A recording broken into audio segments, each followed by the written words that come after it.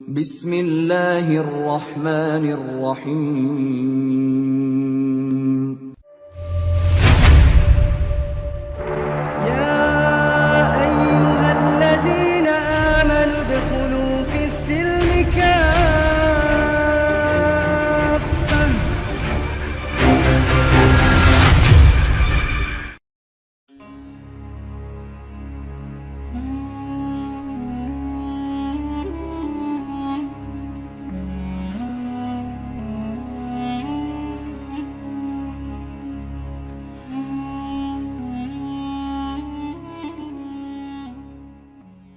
Danau Tiberias atau yang terkenal dengan sebutan Sea of Galilee atau juga Danau Galilea adalah nama yang disebut dalam sebuah hadis tentang kemunculan Dajjal di akhir zaman. Berada di bagian utara Israel, Danau Tiberias letaknya berada di dekat dataran tinggi Golan, berjarak 30 km di sebelah timur kota Nazaret. Danau ini menjadi sumber pasokan air bersih bagi warga Israel dan Palestina. Danau Tiberias ini dikaitkan dengan salah satu tanda kiamat, yaitu munculnya Dajjal dan kelak akan meminum air dari danau ini hingga habis. Hal ini sebagaimana diriwayatkan hadis sahih dari Nawas bin Sam'an. Setelah itu Nabi Isa putra Maryam didatangi oleh sekumpulan orang yang dilindungi Allah Subhanahu wa Ta'ala dari Dajjal, lalu ia mengusap wajah mereka dan memberitahukan kepada mereka mengenai derajat yang akan mereka peroleh di surga. Di saat seperti itu, Allah mewahyukan kepada Nabi Isa yang isinya, "Sesungguhnya aku akan mengeluarkan hamba-hambaku yang tidak terkalahkan oleh seorang pun dari manusia. Oleh karena itu, selamatkanlah hamba-hambaku ke sebuah bukit." Kemudian Allah mengeluarkan Ya'juj dan Ma'juj. Mereka turun ke segala penjuru dari tempat yang tinggi. Quran Surah Al-Anbiya ayat 96. Rombongan pertama dari mereka melewati Danau Tiberias, lalu meminum semua airnya. Kemudian rombongan yang terakhir mereka lewat dan berkata, "Di tempat ini dahulu ada air."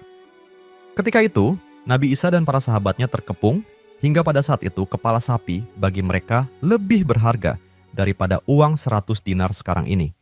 Kemudian Nabi Isa dan para sahabatnya berdoa kepada Allah agar dia membinasakan Ya'juj dan Ma'juj, maka Allah mengirimkan kepada mereka penyakit hidung, mengandung ulat. Seperti yang melanda hewan ternak yang mengenai leher-leher mereka, maka mereka semua mati seperti matinya seorang jiwa. Hadis riwayat Muslim. Hadis ini menguatkan hadis lain yang diriwayatkan dari Fatimah binti Qais tentang kisah mengeringnya air Danau Tiberias. Danau seluas 106 km persegi ini memiliki kedalaman hingga 43 meter. Saat ini, danau yang terletak di wilayah Palestina dan Suriah ini telah dikuasai oleh Israel. Danau Tiberias memiliki sejarah penting bagi kaum Yahudi, penganut agama Islam, dan juga Kristen. Dalam khazanah Islam, Danau Tiberias cukup populer. Danau ini dalam bahasa Arab disebut dengan Danau Tabariyah. Nama danau ini begitu familiar karena dikaitkan dengan tanda kiamat. Konflik di wilayah sekitarnya juga menjadikan danau ini kerap diperbincangkan. Danau Tiberias secara geografis masuk di wilayah Palestina dan Suriah. Namun, secara politis atau de facto, kini dikuasai Israel. Mengutip Republika, Danau Tiberias terkadang disebut juga dengan nama Laut Al-Jalil atau Danau Al-Jalil. Dalam buku Kiamat Sudah Dekat, oleh Dr. Muhammad Al-Arifi seperti dikutip Republika, danau ini terletak di utara Palestina yang menjadi muara sungai Yordania. Airnya mengaliri seluruh kawasan delta Yordania. Panjang Danau Tiberias adalah 23 km lebar 13 km. Dan kedalamannya tidak lebih dari 44 km. Danau ini 210 meter lebih rendah daripada permukaan laut. Danau ini secara geografis masuk di wilayah Palestina dan Suriah. Namun secara politis atau de facto, kini dikuasai Israel. Menjelang hari kiamat nanti, air Danau Tiberias disebut Rasulullah SAW akan disedot habis oleh Ya'juj dan Ma'juj. Dari An-Nuwas Rasulullah SAW bersabda, "Kemudian Allah Subhanahu wa Ta'ala mengeluarkan Ya'juj dan Ma'juj. Mereka turun dengan cepat dari bukit-bukit yang tinggi. Setelah itu gerombolan atau barisan pertama dari mereka melewati Danau Tabariyah dan meminum habis semua air dalam danau tersebut." Hadis riwayat Muslim, At-Tirmidzi, Abu Daud, Ibnu Majah. Mendengar nama Danau Galilea, Tiberias, sebagian orang tentu sudah mengetahuinya. Memiliki banyak sebutan, Galilea sendiri merupakan danau air tawar yang memiliki kedalaman hingga 43 meter di Timur Tengah. Melihat berbagai penyebutan namanya, danau ini mungkin lebih dikenal sebagai Danau Tiberias atau Laut Tiberias. Pada riwayatnya, danau tersebut memiliki banyak pandangan berbeda dari sejumlah agama atau kepercayaan besar di dunia. Keberadaan Danau Tiberias mempunyai kedudukan tersendiri dalam kepercayaan sejumlah agama samawi seperti Islam, Kristen, dan Yahudi. Berikut penjelasan singkatnya yang bisa disimak. Pandangan 3, agama terkait Danau Galilea. 1. Agama Islam. Pada agama Islam, Danau Galilea dihubungkan sebagai salah satu tanda kiamat. Dalam berbagai tanda-tanda semakin dekatnya hari akhir, salah satunya adalah terkait kemunculan Yajuj dan Majuj. Pada salah satu hadis, Danau Galilea yang awalnya penuh air akan menjadi kering karena dihabiskan oleh Yajuj Majuj dari Nawas bin Sam'an. Setelah itu Nabi Isa putra Maryam didatangi oleh sekumpulan orang yang dilindungi Allah Subhanahu wa Ta'ala dari Dajjal, lalu ia mengusap wajah mereka dan memberitahukan kepada mereka mengenai derajat yang akan mereka peroleh di surga. Di saat seperti itu, Allah mewahyukan kepada Nabi Isa yang isinya, "Sesungguhnya aku akan mengeluarkan hamba-hambaku yang tidak terkalahkan oleh seorang pun dari manusia. Oleh karena itu, selamatkanlah hamba-hambaku ke sebuah bukit." Setelahnya, Allah mendatangkan Yajuj dan Majuj. Berjumlah sangat banyak, mereka muncul dan menuju ke segala penjuru dari tempat tinggi. Quran Surah Al-Anbiya ayat 96. Rombongan pertama melewati Danau Tiberias, lalu segeralah mereka menghabiskan semua airnya.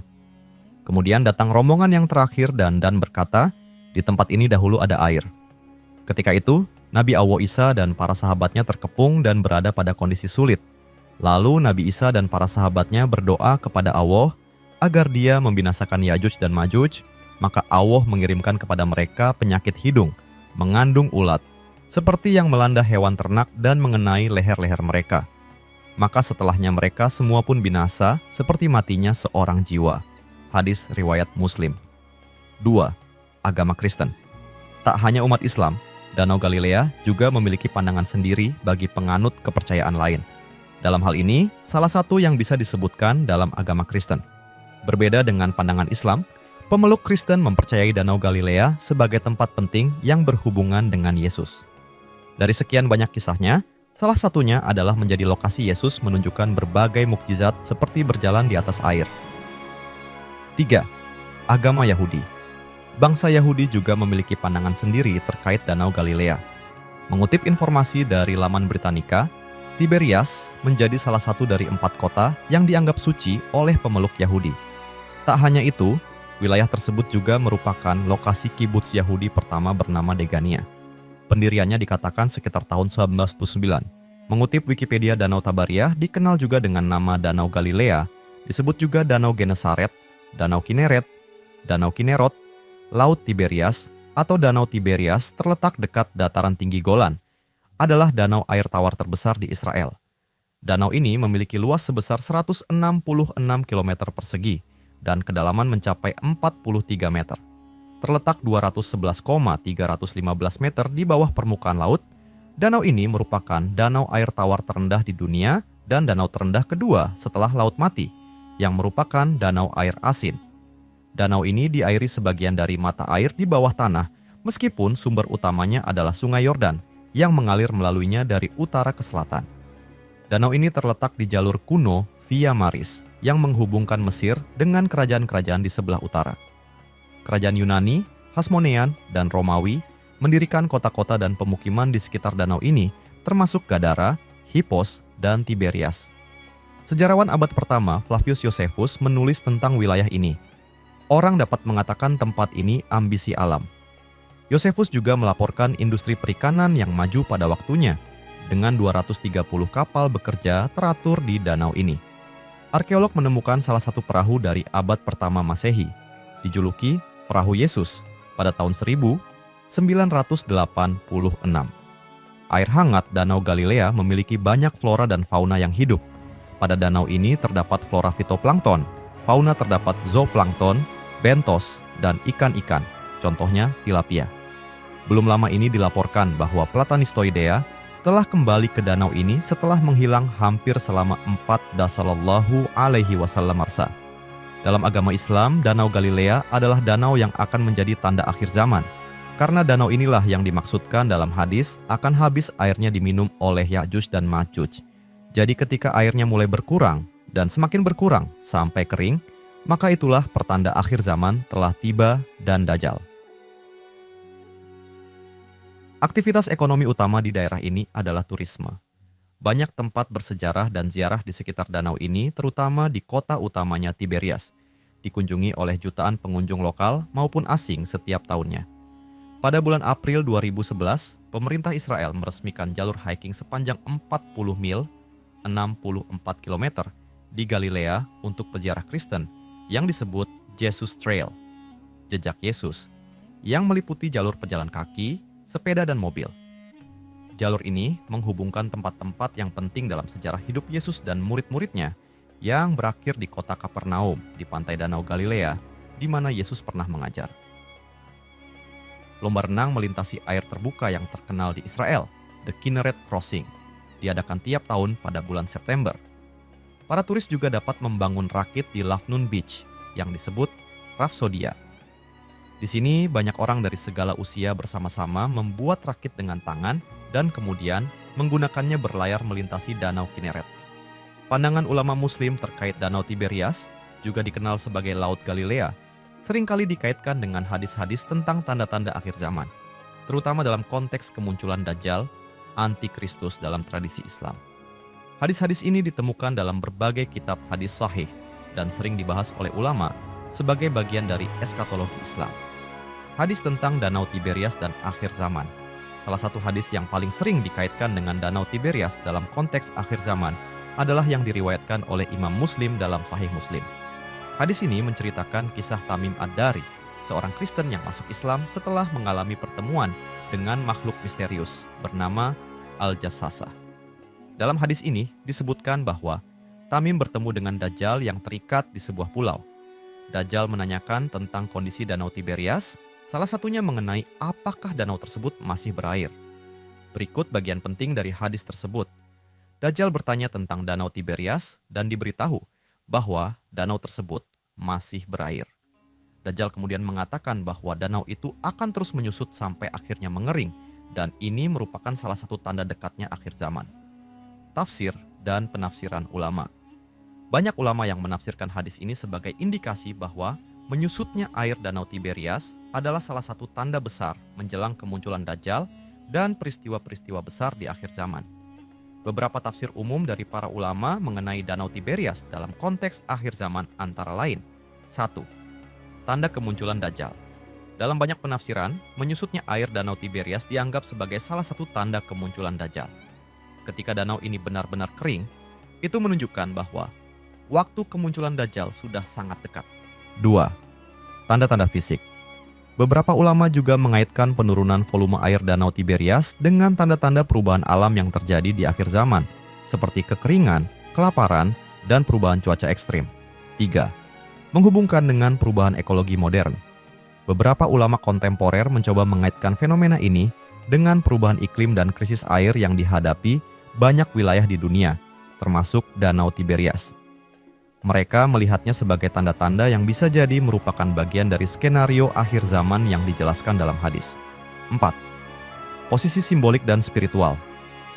Selain tafsir fisik, beberapa ulama menekankan bahwa kondisi Danau Tiberias mungkin juga melambangkan kondisi spiritual manusia pada akhir zaman, di mana manusia mulai kehilangan iman, diumpamakan sebagai air yang mengering seiring dengan semakin mendekatnya hari kiamat. Pandangan kontekstual.